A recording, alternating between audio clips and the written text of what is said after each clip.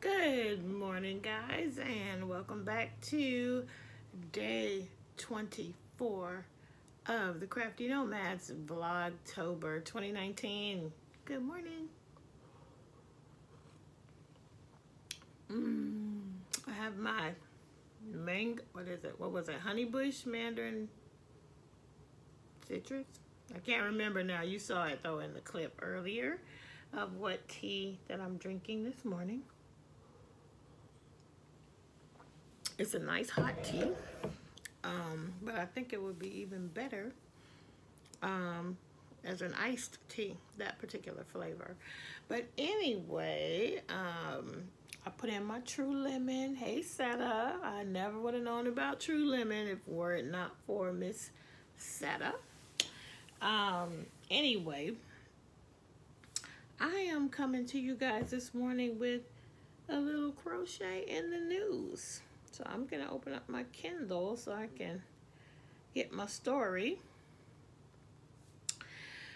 But this one was interesting because it's, Kindle is so weird. It's like doing weird stuff. I'm just waiting for it to pull up the story. But this is a, what? Excuse me, but I was not on this. Okay, here we go. No. Okay, hold on. I'll be right back. I don't know what's going on. None of my devices want to pull up the internet right now. It's 6:33 a.m. I got to get my son up in a few minutes. He has a field trip today, so crochet in the news maybe a little later. For right now, I'm just going to show you what I started working on yesterday. But first, I want to say thank you very much. The Etsy sale has started. Sales are going. The things are flying off the shelves, so I really appreciate it.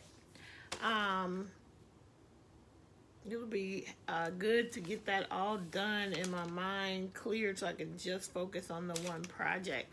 So I appreciate everybody who already ordered. There are still some bags over there. So please go on over.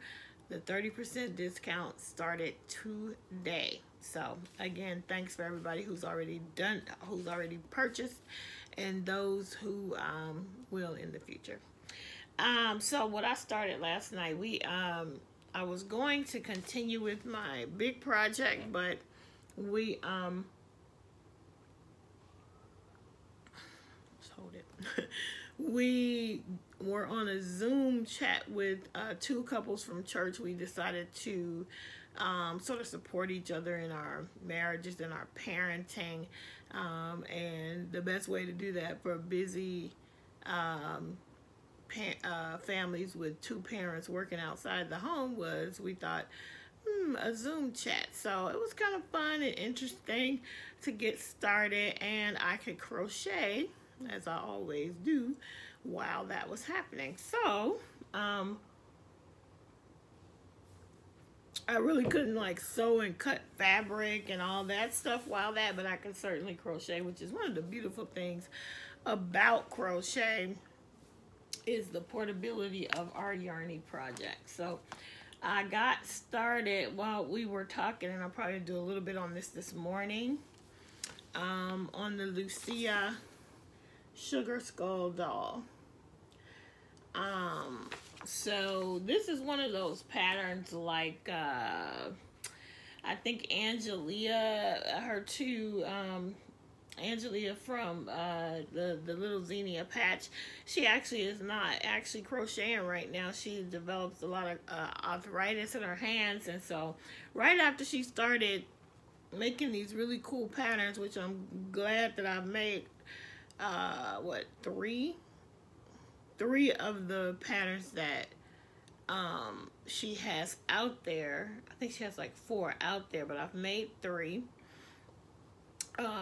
But anyway, the way that Angelia and a lot of designers do is they have you, when you make an amigurumi, you start with the hands, and at some point you start to crochet on, instead of sewing on, you crochet on the limbs. And so this is the same way. And I started, these are her arms. Already started. So I'm using, I have some Karen Simply Soft in white and Karen Simply Soft in black so far. Now, the way that she is working up so those are her arms, and I'm assuming I'm going to embroider the stitches down the arm at some point. I haven't read yet this morning. This is going to be made separate and then from the body. So I think this is going bottom up. So I think the next step are the legs for me. So that's what I'm working on, and that's what I'm going to work on this morning. Yeah, so it's been a good good morning so far, and I'm gonna see if possibly oh yes, okay, so my crochet in the news story is gonna be available now. So let's skip to that segment right now. So this is a local story, local to me. It actually came up just a couple days ago, and it came up on the Daily Bruin, which is UCLA's student youth newspaper. And you guys know I work at UCLA, so this is definitely a homegrown story.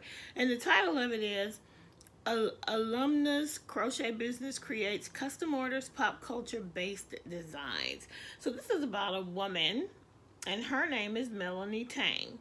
And she creates Disney and nerd culture inspired items and sells them. And the interesting thing about it is that she did this to offset her cost of going to grad school. She did it to support herself in grad school.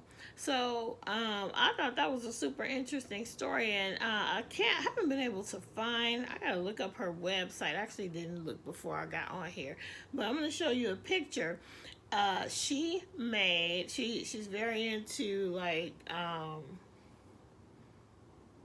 like the Comic-Con type of stuff and Disney, and the name of her crochet shop is called Tangled, but she spells it, her last name is Tang, but it's Taing.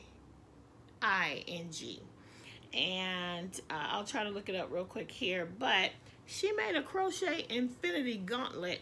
And if you know anything, like, I don't know a lot about the Avengers and the, let me see, I think it's Avengers.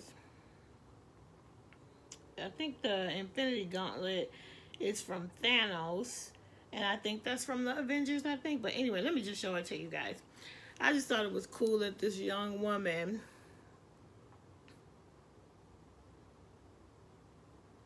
is supporting herself with crochet. And part of the story, it says that her mom taught her how to knit when she was young.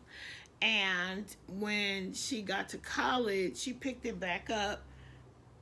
Excuse me, but she felt like it was just too hard to do and too confusing to, you know, really get anywhere and try to make the things that she wants to make, because she clearly is not a pattern follower. She makes her things on her own. Let me take that back. I think deep into the story, which I will link, she does say that she will start with the pattern on some of her stuff and then just riff off of it, which a lot of us do. But anyway, she just found crochet easier to do. And the other interesting part of this story is that as she started to get a little more popular with the items that she was making, she needed help. So she had a family friend who did help her out. And the friend said that she noticed just how much work and time and effort goes into creating a crochet piece. And it's so cool, like when people recognize